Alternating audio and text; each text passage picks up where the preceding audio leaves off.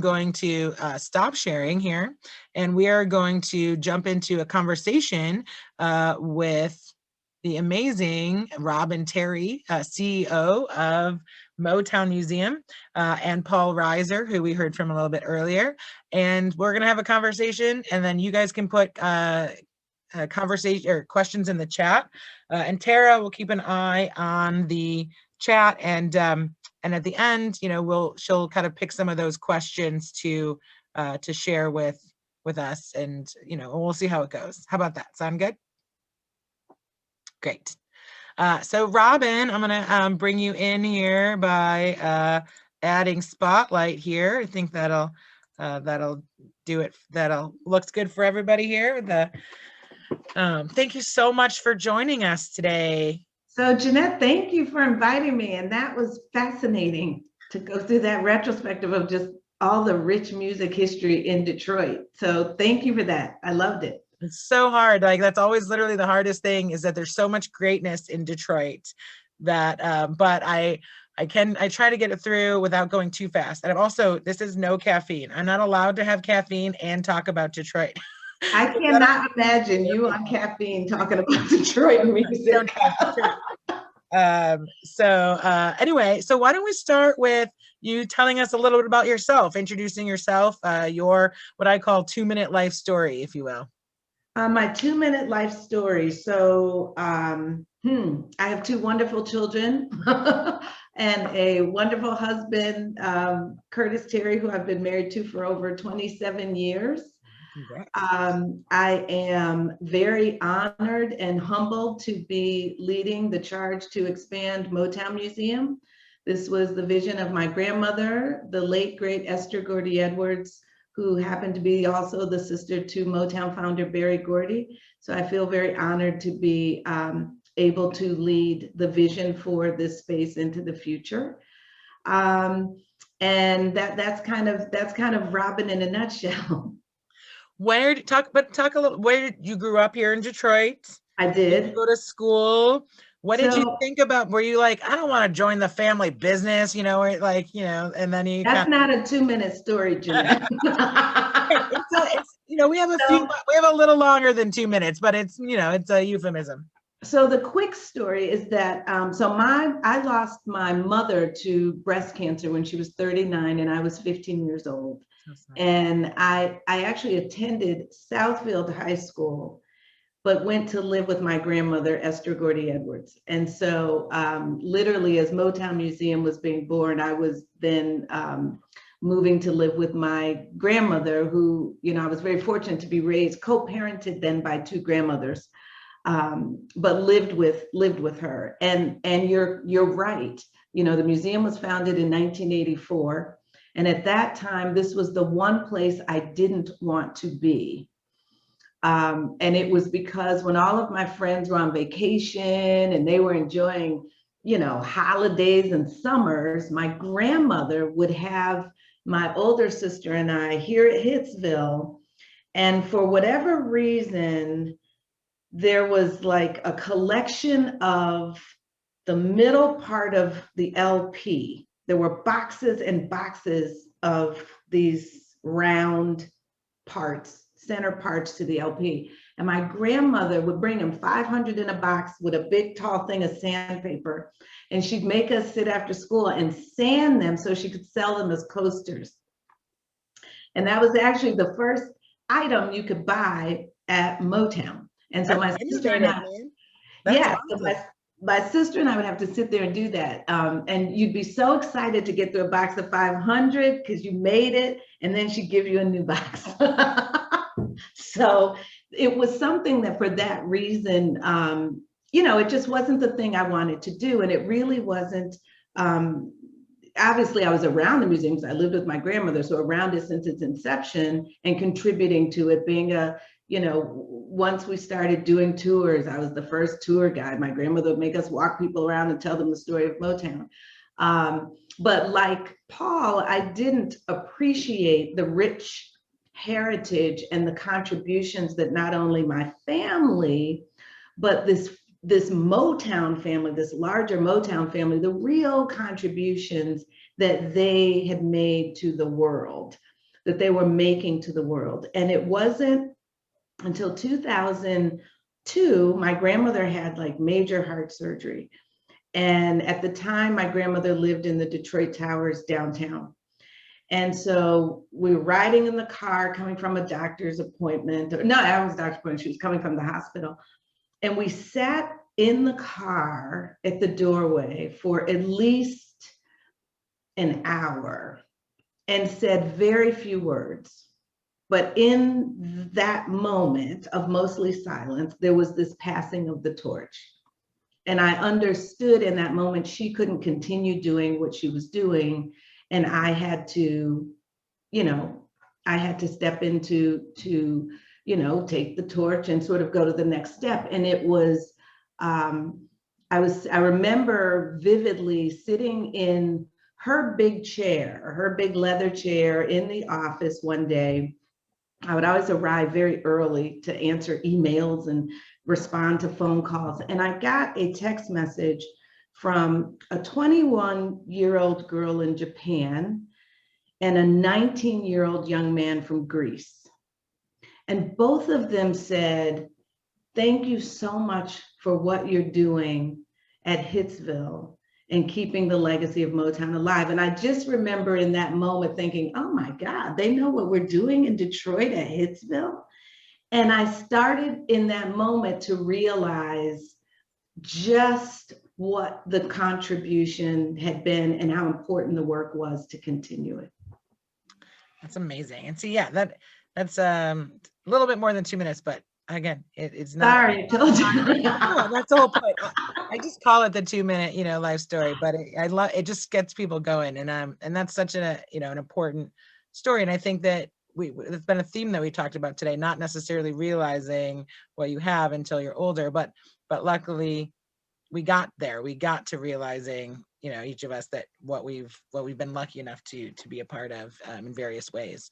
Let me just, Rob, I just wanted to open it up to Paul, because Paul, I think you and Robin might have a lot to talk about. So I just wondered if you had some questions that you wanted to pose there to Robin. Question for Robin. And you know what? It is so amazing because Robin and I have known each other for over a decade, at least. And when you sit on a panel with someone, you hear insights that you probably would never ask the question of because you just know the person. And so thank you for asking that question and giving me the opportunity to learn about those coasters.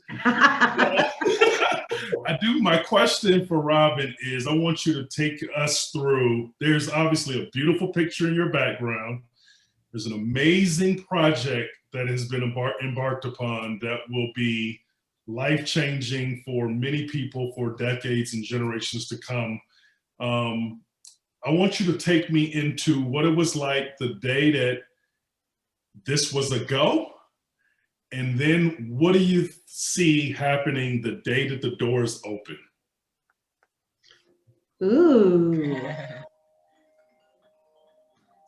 Ooh, so the day this was a go is a fascinating question.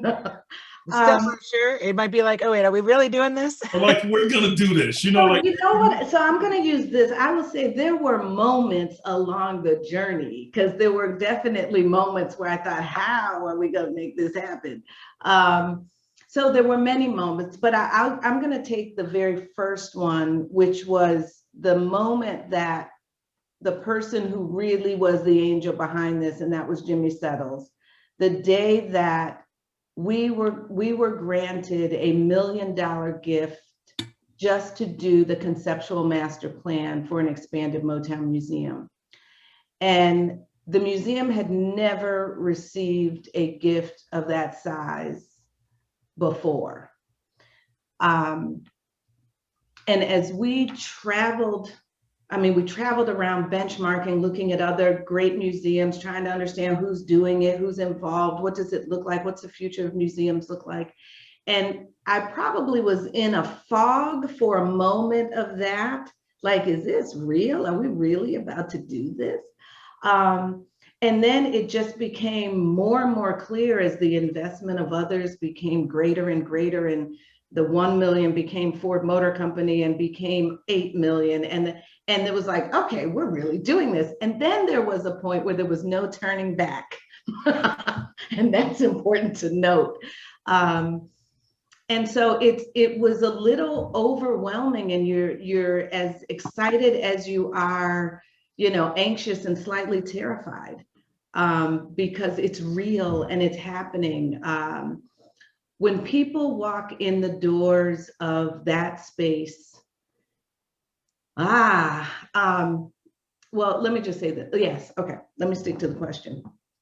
When people come in that space, no matter what age you are, I want you to be instantly captivated by it, immersed in Motown, however you arrive at it. If it's purely nostalgia, you know, I want you to sing, you will dance. If it is because you are a history buff and you want to understand how did the impossible become possible in Detroit in 1959, I want you to be able to dig for those stories. If you're looking for Paul's dad, Paul Reiser Sr.'s story, I want you to be able to dig and go find it and just completely lose yourself in this space that, you know, is family friendly. It's music lovers, you know, wonderland, and also a place that respectfully honors the contributions made by the individuals who were a part of it. And I can't say that enough, because that's really my biggest vision for it,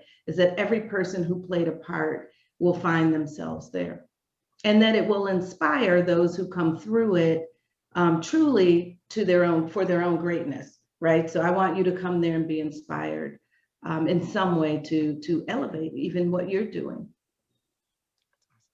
You want to, I didn't talk too much about the expansion because I didn't want to, you know, you're the person to talk about it. So do you want to give folks just a little update on what they can, and they saw that awesome video. Yeah. But, you know, what are some of the pieces, and is there a time, what's, you know, obviously COVID, how has COVID impacted it, and the timeline? So I'll start with the timeline only to say this, that the timeline ends when we've raised all the dollars necessary. And that's that. And we are well over halfway, I'll just say that.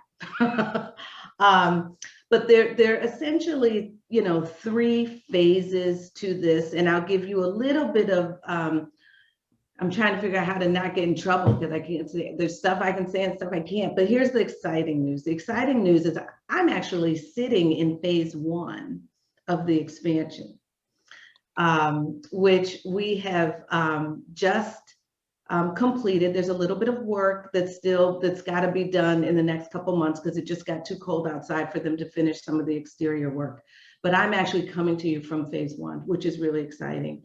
And then as you look at that video, the other thing, and so what is this space? This space is what we call Hitsville Next.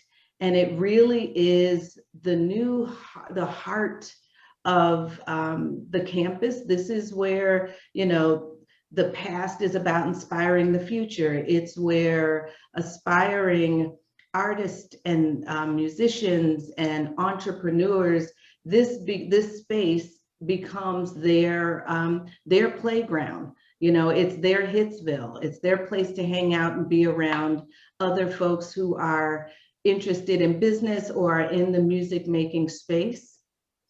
So give me just 1 second here, because give me just 1 second, because I don't want this to die on us, and it's going to. No problem. Well, you can really quick go actually and see, for those that, you know, go on the street to Motown. And for those who are saying that they hadn't been, definitely, it's open. Go now. Like it is life-changing, and you can go now when it's before the expansion, and then you'll be able to go again and many times, and you can become a member even. But this is where it is, right here on West Grand Boulevard. So we could almost wave. We could almost wave to to Robin. You know, where we can't see the extension because you can go back in time, which is kind of cool. So if you look at those 3 homes on the side of Hitsville, then yeah, so if you drive by those, you'll notice there's a lot of work that's been done. And I would encourage you to drive around the back, Ferry Park, because you'll see how those 3 homes were completely renovated and have now been connected by this beautiful 2-story glass atrium with a performance porch on the back of it that will ultimately overlook our courtyard. And then the new construction is what then gets erected on that big open space that you see on Ferry Park. And that will be our Ford Motor Company Theater and about 10,000 additional square feet of exhibit space to tell all of these important stories. So phase 1, Hitsville next. Phase 2, and the video, if you saw the plaza along the front, the plaza runs the length of the whole development, all of the houses, and it's the big front porch. And so it will be everything from just a community sort of space making sort of plaza, but also a space for pop-up performances in the neighborhood. The theater that's being built on the back by Ford Motor Company, that theater will have programming for the community, not only artist talks, concerts. So you name it, it's in it. And of course, the crown jewel of all of it is Hitsville. And that's that was important to us. The Hitsville, that's why people come from all over the world. The campus will have 2 studios. We have one in the building I'm in now, that's, professional recording studio, and then a, truly world-class recording studio for our national recording artists. Big Sean is a big friend and partner to the museum also. So it'll be a space that artists like that can use and keep music in the city of Detroit. Beautiful. Robin, I have a question for you. This Rob Pasick. Rob. How you doing? You're looking great. So you talk about your grandma and the Motown family. Can you expand a little bit on that? Because I think we think Berry Gordy, and that's Motown, Yeah. but it seems like it's much greater. And I think it's also, as a Detroiter, born in Detroit, I feel like part of the family, and you've had that ability to create that. So could you just expand on that a little bit? So there's one thing, and Paul, you may even want to weigh on this also, but there's the Gordy family. My great grandparents, Berry Gordy Sr. and Bertha Ida Gordy, had 8 kids. So there's the Gordy family. And the Gordy family, if you know the Motown story, all of the siblings left their jobs to come support their brother Barry on his vision. So they all worked in the company in some capacity. And so we can talk more about that whenever you want. But what's real is that when you hear artists today like Smokey Robinson, Stevie Wonder, or you hear my uncle or somebody talk about the Motown family, it really is a family. It's everybody, whether you were the mailman, who actually was a Gordy, his name is Roy Gordy, whether you were a musician, an engineer, a songwriter, an artist, so many of them grew up. So here's the stat. Most of those artists and that talent grew up from within a 5-mile radius of Hitsville. So that being the case, they were each other's neighbors and friends. I was on a call with Suzanne DePass on Friday, and she said, Hitsville became like a hangout, like a club after hours, because nobody wanted to go home. It wasn't like you wanted to go home and hang out with your real friends or with your family, because they were that to each other. And so that sense of family is real, and it simply defines anybody who was a part of that magic, that making of music, or growing the company in Detroit. So that's what that is. And so you are, because it's it extends, I'll say, one step further. As Detroiters, we take it very personally what happened at Motown. We lived on the same blocks, went to the same high school. So you saw the music being made. And so for you, it's very, very personal. And that kind of makes people part of this community, this family of Motown family and friends. That's great. I remember my first experience of that. Early 60s, it might have been 1960. I went to New York City for the first time, where some of my family came from. And all the, they had all these joints that were playing music out of the storefronts on Broadway and everything. And it was the Four Tops, Sugar Pie Honey, and what is the name of the song? Can't Help Myself. Is that the title? Yeah. And Sugar Pie Honey Bunch is kind of when you want to carry it all the way out. But I just remember such pride about, wow, I'm from Detroit, and what are they playing in New York City? They're playing that music. And then I taught in New York, and again, it was the Jackson Five. And so when Detroit was still at its prime, this Motown made us all feel like part of that family and a great deal of pride. So I just wondered, Paul, do you have anything to comment on that in terms of what it was like for you? I wanted to ask Robin because, growing up, it has often been a challenge for me to separate the musician from dad. And so I wanted to ask Robin about separating Uncle from the, business mogul who built this rich enterprise and global icon of Motown, and then give a little maybe insights, a little treat for those who are still here with us of who may have never met Barry or may never meet Barry, but let them know a little bit about Barry, maybe that they otherwise wouldn't read or may not see in The Making of Motown, the amazing movie that was just released on Showtime not too long ago. So if you could touch on that a little bit. So I did recognize you didn't answer the other question, though. You know that. So here's a quick story that to me encapsulates the relationship with my uncle. So sometimes we have like that warm, fuzzy kind of relationship, but he really is a teacher at heart. And so his approach to family, even his own children, his grandchildren, is always to teach.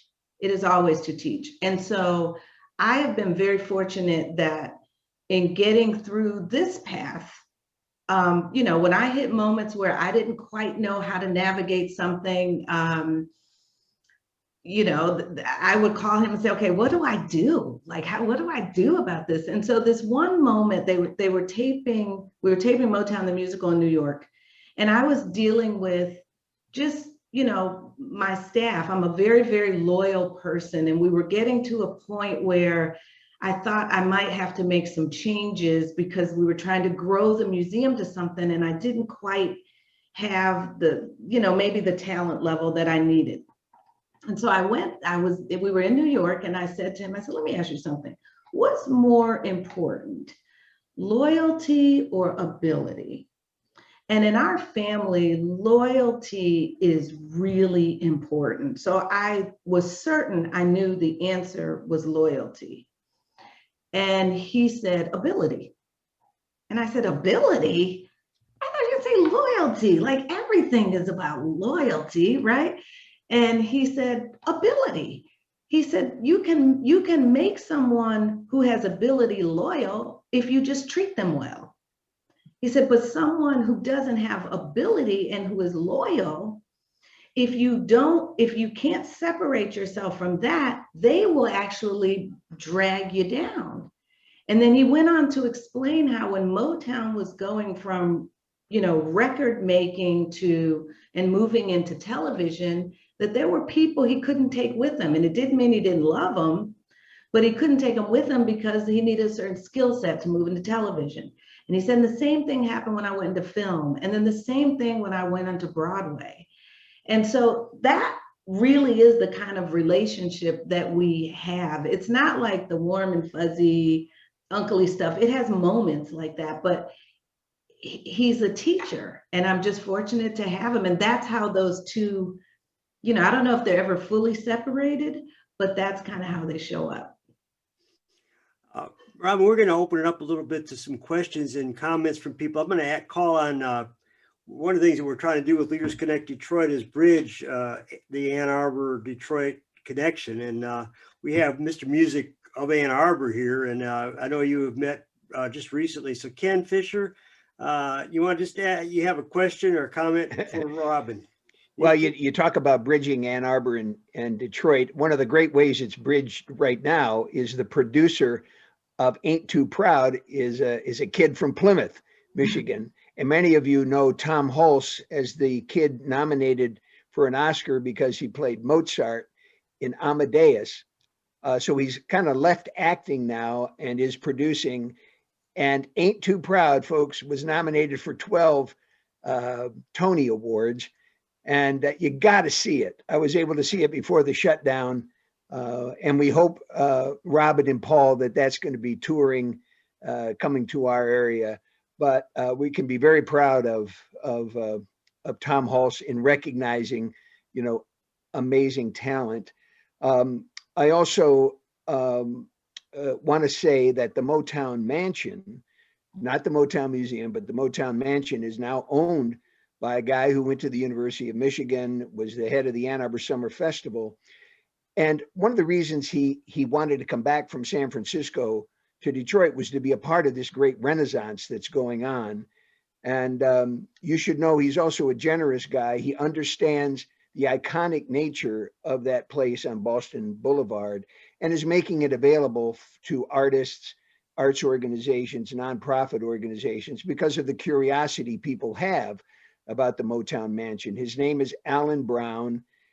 He came back in part to be with his parents who are aging. His mother died just 2 weeks ago. His father is in hospice care. He feels so good that he's back in town to assist them. But here's a nice bridging between our two communities. And Robin and Paul, I hope you've got a chance to get to know Alan Brown. I have. Alan is one of my favorite people on this planet. And I have to say to you that I literally was just having this conversation with someone. My relationship to that house today is interesting because that was like a second home to me. So my father lived in that home. My grandmother, we took care of that house. My sweet 16 was in that house. So I have a lot of memories there. And I have to tell you that, and I've watched the home. I mean, I helped my grandmother. We sold that home the first time. But seeing how Alan is caring for a historic home, and in all honesty, not just exploiting the heritage of the home, but really making sure that the restoration of that house is done well, just means so much to me. So I am very grateful to him for all the love and the expertise that he has poured into the Gordy Mansion. Right. I just want to tell you too, Robin, what an honor it was to serve with your grandmother on the Interlochen board. Oh, Esther yeah. Gordy Edwards. We served together, and she gave me a special tour of the Motown Museum with friends of mine who would never have had that opportunity otherwise. So your mother has a soft spot in my heart. So. And I didn't know she was your grandmother till you just revealed it here. That was my grandmother. Well, Interlochen holds a special place in all of our hearts. My grandmother made sure that all three of my sisters, we had to attend Interlochen. So absolutely a treasure in this state. Well, and of course, had to have the Motown Museum have a connection to Interlochen. You can imagine, because they have a leader now that will take full advantage of these partnerships, and to have the kids from all over the world have that opportunity to come and visit the Motown Mansion and to know what the heritage is and how much it means to those of us in the city, in the state, in the world, will be a wonderful educational experience. I think we should make that happen. If I can help, let me know. I will definitely do that. Because anybody can make it happen, Ken can make it happen. Yep. Robin, I want to ask about ways that we can support what you're doing. I mean, one of the things I want to just have us all applaud Jeanette and what she's doing for the city and the reputation. This is a second tour I've been in, and Jeanette, you are enthusiastic, and when are you going to get those 3 triplets involved in this process? Yeah, Hey, they're nicknamed the City Triplets. You know, we Okay. go on big long walks, and they are I'm cracked there with words now. I'm like, Detroit. I love Detroit. So it'll be soon, I'm sure. So maybe they could do a history of the preschool movement in Detroit. Yeah. So, but Robin, going beyond that, and I guess this is for Paul too, because I know Paul's doing a lot to support the music scene and the history, but what can we all do to try to support what you're doing? I know one thing might be to become members of the museum. Are there other activities that we could do? I would say, membership, and Jeanette, thank you for just walking through ways to support, but membership is, fundamentally the #1 way to do it, because then you're on the journey with us. In addition to having some really wonderful benefits. We did a masterclass with Paul Reiser Sr. also for members only. We're about to do another one with Smokey Robinson. So they're just wonderful benefits, in this space if you simply have membership. I would also say that, if you are aware of individuals, foundations, corporations that would be interested in aligning with this unique opportunity. You don't get a lot of opportunities to come in, ground up and be a part of something that means so much to culture and history, not just locally, nationally, globally. If you know partners in that space and you can help to connect us, we want to raise the dollars necessary to get this done so that all of the city can begin to benefit immediately from the progress. So I would ask you to do that. Paul, would you add anything? I think you captured it beautifully. I think of you, like you mentioned, the membership and joining the journey. I think that there's introductions, there's being a voice and an extended champion of this movement, thinking about partnerships. We talked a little bit about that today. There's individual great programs that always need support. Motown Museum does an amazing job at supporting youth with spoken word and summer camps and Ignite and all kinds of projects. And then we have another program that is in a Motown Accelerator program that helps aspiring and existing artists to really catapult their career into, industry. And so we've got this kind of interlocked or stair-stepped approach and continuum of support of supporting anyone of any background, of any gender, of any race who cares and wants to pour their heart into a musical career. They can find their place within this kind of continuum. And we always need support in order to maintain that. So no dollar is too small and no dollar is too large. I put the link in for all of that I showed briefly on the screen share, so you can find out information, folks. Also, visit the museum, especially if you haven't been, or if you haven't been lately. Yes. And take people with you. I mean, I think that is, and then while there, you can see all the different ways also that you can be involved, and like on Facebook and follow on whatever social media that you choose, I think is another good call to action. And I'm going to give a shout out to TechTown as well, which Paul works with, which is another great organization that, and I'll put that link in, and also a nonprofit. But there's so much that, our motto for Detroit is big enough to matter in the world and small enough for you to matter in it. And that is so true. Each of you can really be a part of Hitsville Next and bringing this even amazing story to generations to come. So I'm just so excited. I have one final question, Robin. What's your favorite Motown song? I knew you were going to say that. I'll even say in karaoke or the shower. Like, it doesn't have to be like, we'll even stop the recording so you can just whisper it, but your jam, what's your jam? You got a jam. I people ask me that all the time, and I'm not just avoiding the question.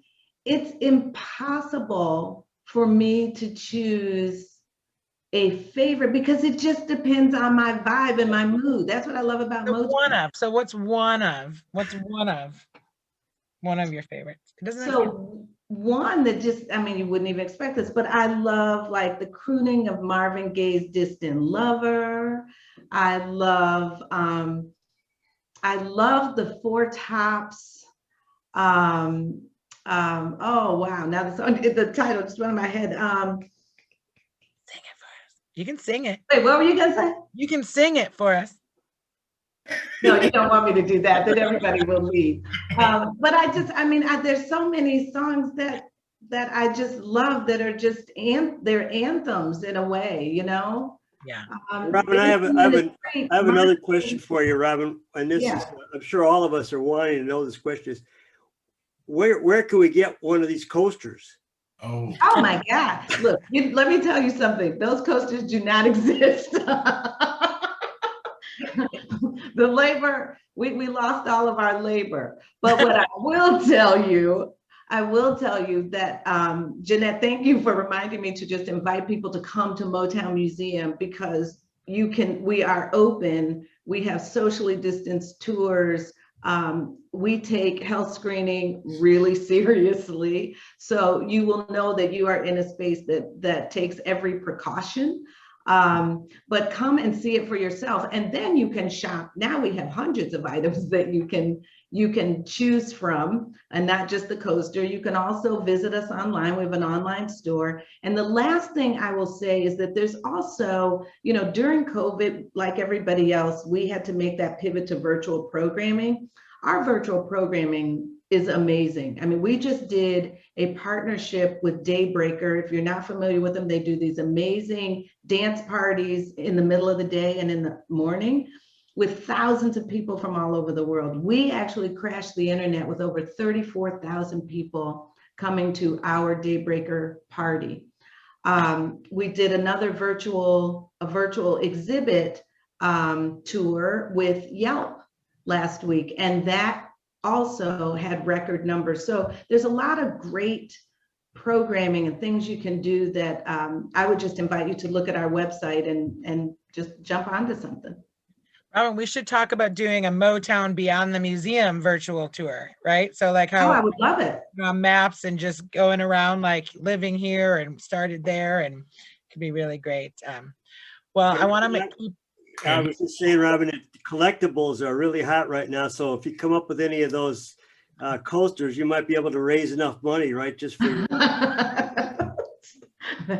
that's an interesting idea. The coasters and I don't have a good relationship before. Yeah, a little PTSD from that. So Jeanette, you want to take us out? Yes, and thank you so much for your time. And we're ending on time, which is I want to be respectful of everyone's time. So I very much appreciate you, everything you're doing, Robin and Paul, and then the Leaders Connect team for making this possible, and everyone for joining today as well. We have lots of action items, but they're fun action items, right? It's not like heavy homework. It's, oh, I'm going to go to this museum. I want to listen to that song. I want to do these things. And I hope to see you all again on a Detroit Experience Factory virtual tour, or know that we can create any kind and do custom ones for whatever group you have around so many different themes. But we always just want to keep learning and keep connecting to each other and Detroit. Right. You got to start doing a podcast, Jeanette. I think that would be a big hit. Yeah, it's on the list. It's on the list of things to do. I mean, those conversations will, even like this will probably, with our Discuss Detroit, it's easy to do a audio and a video version, so in all my spare time, that is on the list there. But again, thank you. And everyone have a great night, and hopefully enjoy some of this early spring weather that who knows how long it'll be around for. Thanks, Robin. Thank you so much. Thanks for having me. Thanks, everybody. Take care. Bye.